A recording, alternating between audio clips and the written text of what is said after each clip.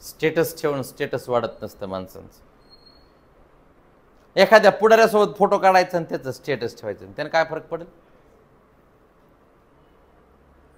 लोकांना दाखवायचं मला लय लोक ओळखीत आहेत, माझा लय लोकांचा संपर्क आहे. तुझ्यावर वेळ येऊ दे, तुझा फोन उचलत नाही कोणी, तुला माहीतच नाही. अशा प्रकारचं जीवन आम्हाला जगायचं नाही. मग आता कशावर फोकस करायचा? Inner positive.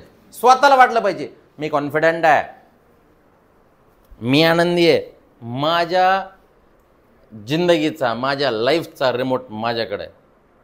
मला वाटेल तेव्हा मी ते ऑन करेल, जेव्हा वाटेल बंद करायचे तेव्हा बंद करेल. क्लिअर नाव? खतम. संपलं. विचारा प्रश्न.